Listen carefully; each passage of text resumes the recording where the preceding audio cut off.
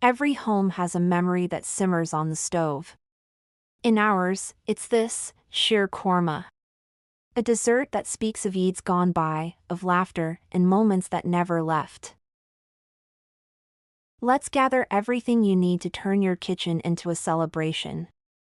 Memo ingredients: 1 liter full cream milk, a quarter cup fine vermicelli, saffron, a quarter cup chopped dates, 3 tablespoons sugar, add just to taste, a quarter cup chopped dry fruits, almonds, pistachios, cashews, 1 tablespoon desiccated coconut, optional but flavorful, 1 tablespoon ghee, a quarter teaspoon cardamom powder, a few saffron strands soaked in warm milk, 2 tablespoons condensed milk, for creaminess, optional.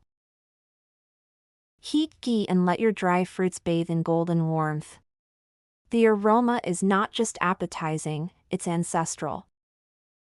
Now, in the same ghee, toast the saffron until it's beautifully golden. This step is the soul of Sheer Korma. Pour in the milk and saffron, bring it to a gentle boil, and stir in the saffron, cardamom, and sugar.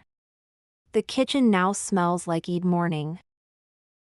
Add condensed milk for richness. This is where nostalgia gets creamier. Now, in go the sweet dates and crunchy nuts. The dessert becomes a festival in a bowl. Serve warm or chilled, but always with love. Every spoonful of Sheer Korma is a warm hug from our past. At Whip Delicious, we serve memories, one recipe at a time. If this made your mouth water, don't forget to like, share, and subscribe for more.